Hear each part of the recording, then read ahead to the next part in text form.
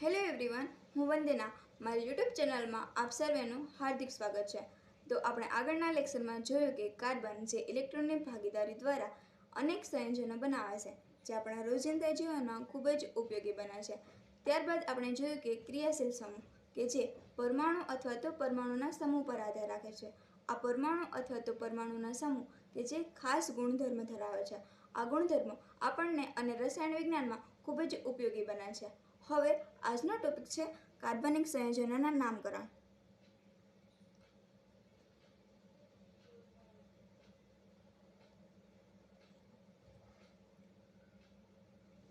તો કાર્બનિક સંયોજનોના નામકરણ મુખ્યત્વે બે રીતે કરવામાં આવે છે.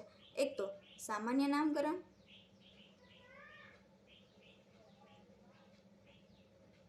અને સેકન્ડ IUPAC નામકરણ. તો કાર્બનિક સંયોજનોના આ નામકરણ જેમ કે સામાન્ય અને IUPAC તેના વિશે થોડુંક જોઈએ કે તે કેવી રીતે પડ્યા. જેમ કે કાર્બનિક રસાયણ વિજ્ઞાન કે જે રસાયણ વિજ્ઞાનનું 200 વર્ષ જૂનું વિજ્ઞાન છે. તેમાં ખૂબ જ ઓછા સંયોજનો હતા, પણ વોહલર નામના વૈજ્ઞાનિકે કૃત્રિમ રીતે યુરિયા બનાવી અને સાબિત કર્યું કે કાર્બનિક સંયોજનો પણ કૃત્રિમ રીતે બની શકે. ત્યારબાદ દેશ વિદેશના અનેક વૈજ્ઞાનિકો અનેક સંયોજનો બનાવી અને કાર્બનિક રસાયણ વિજ્ઞાનને આગળ વધાર્યું. એટલે કે કાર્બનિક રસાયણ વિજ્ઞાનમાં અનેક સંયોજનો બની ઉઠ્યા કે જે આપણને ખૂબ જ ઉપયોગી બને છે. હવે આ કાર્બનિક સંયોજનોના નામકરણ કેવી રીતે કરવા તે મૂંઝવણભર્યો પ્રશ્ન બન્યો. તો અમુક વૈજ્ઞાનિકોએ કાર્બનિક સંયોજનોના નામકરણ માટે તેના પ્રાપ્તિ સ્થાન અને તેના ગુણધર્મો ઉપર આધારિત કેટલાક નામ આપ્યા. આ નામને સામાન્ય નામકરણ તરીકે ઓળખવામાં આવ્યા, અથવા તો તેને રૂઢિગત નામ તરીકે પણ ઓળખવામાં આવ્યા.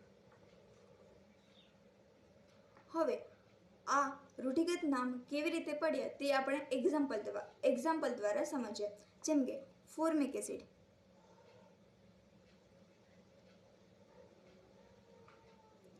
કે જે લાલ કીડીમાંથી બનાવવામાં આવે.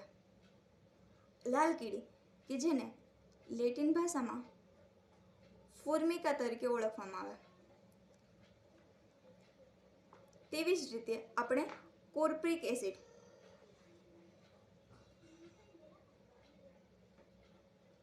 કે જે બકરીમાંથી મેળવવામાં આવે.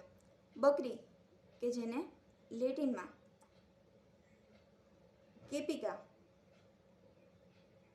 કેપિકા તરીકે ઓળખવામાં આવે. હવે આ પરથી આપણે ફોર્મિક એસિડ અને કોર્પ્રિક એસિડનું પ્રાપ્તિ સ્થાનની માહિતી મળે છે કે તે લાલ કીડી અને બકરીમાંથી મળે છે. તેવી જ રીતે જો આપણે લેક્ટિક એસિડ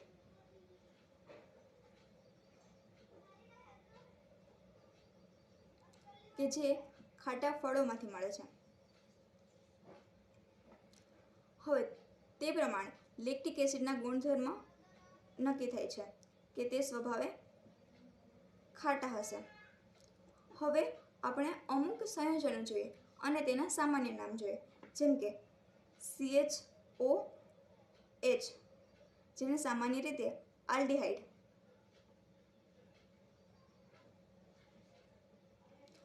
કહેવામાં આવે છે.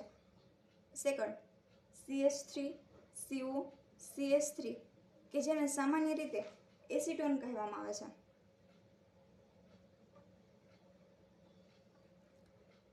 થર્ડ બેન્ઝીન ઉપર NH2 જેને સામાન્ય રીતે એનિલિન તરીકે ઓળખવામાં આવે છે. પણ કાર્બનિક રસાયણ વિજ્ઞાનમાં ઘણા બધા કૃત્રિમ સંયોજનો બન્યા. તો અલગ અલગ દેશોમાં આ કાર્બનિક સંયોજનોના અલગ અલગ નામ છે. તો તેની ઓળખાણ માટે ઘણા બધા પ્રશ્નો ઉદ્ભવ્યા અને તેને ઓળખવામાં ખૂબ જ મુશ્કેલી પણ ઉદ્ભવી. તો ત્યારબાદ ઇન્ટરનેશનલ લેવલે આ બધા સંયોજનોને એક સરખી રીતે ઓળખી શકાય તે માટે એક સંઘની યાની કે કમિટીની રચના કરવામાં આવી કે તેને IUPAC તરીકે ઓળખવામાં આવ્યું। IUPAC કે જેનું full form international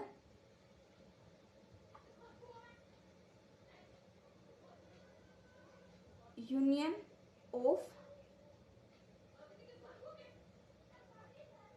pure and applied chemistry.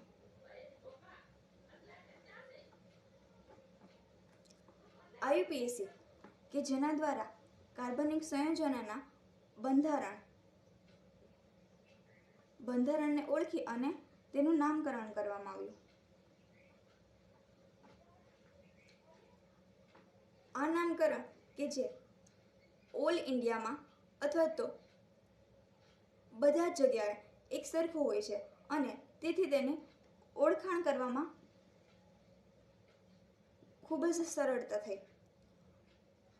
પણ અમુક સંયોજનો એવા પણ છે કે જેને IUPAC નામ કરતાં તેને સામાન્ય નામમાં ખૂબ જ સરળતા થાય છે, જેમ કે બેન્ઝીન ઉપર NH2 જેને સામાન્ય રીતે એનિલીન કે જે તેનું પ્રખ્યાત નામ છે, તેવી જ રીતે બેન્ઝીન ઉપર OH કે જેનું સામાન્ય નામ ફિનોલ છે, તેને IUPAC દ્વારા પણ ફિનોલ સ્વીકારવામાં આવ્યું છે। તેવા ઘણા સંયોજનો છે કે જેના IUPAC નામ કરતાં તેના સામાન્ય નામ જ ખૂબ જ પ્રચલિત છે। હવે આપણે IUPAC નામ અથવા તો સામાન્ય નામ કેવી રીતે થાય તે જોઈએ તો તેમાં ઘણી નોંધ છે જે હું તમને કહું। આ નોંધ કે જે IUPAC નામ કરવામાં ખૂબ જ હેલ્પફુલ થશે। તો ફર્સ્ટ નોંધ, કાર્બન કે જે લાંબી શૃંખલામાં હોય તો તેને સામાન્ય રીતે નોર્મલ તરીકે ઓળખવામાં આવે। હવે કાર્બન કે જે લાંબી શૃંખલામાં છે તેમાં છેલ્લા કાર્બનથી આગળના કાર્બન પર એક કાર્બન જોડાયેલો હોય તો તેને સામાન્ય રીતે આઇસો તરીકે ઓળખવામાં આવે। હવે છેલ્લા કાર્બનથી આગળના કાર્બન પર જો બે કાર્બન હોય તો તેને નિયો તરીકે ઓળખવામાં આવે। જો સિંગલ લાઇન હોય તો તેને નોર્મલ,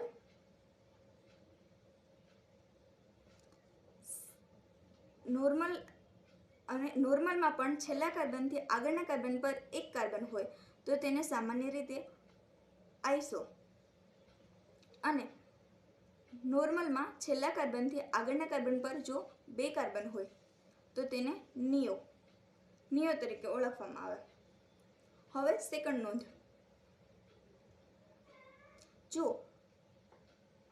લાંબી શૃંખલામાં કોઈ ક્રિયાશીલ સમૂહ જોડાયેલો હોય, જો એક્ઝામ્પલ તરીકે આપણે ક્રિયાશીલ સમૂહ તરીકે OH યાની કે આલ્કોહોલ ક્રિયાશીલ સમૂહ તરીકે લઈએ તો આલ્કોહોલ યાની કે આ ક્રિયાશીલ સમૂહ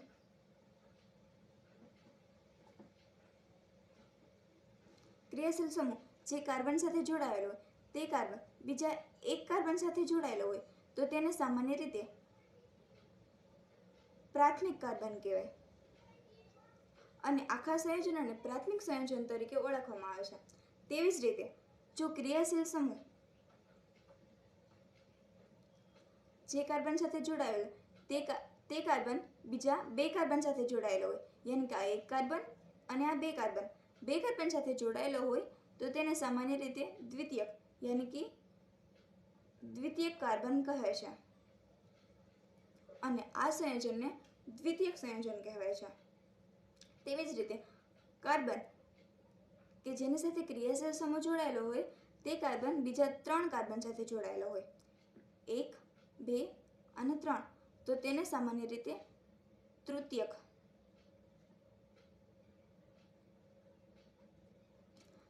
કાર્બન કહેવાય છે અને આ સંયોજનને સામાન્ય રીતે તૃતીયક તરીકે ઓળખવામાં આવે છે।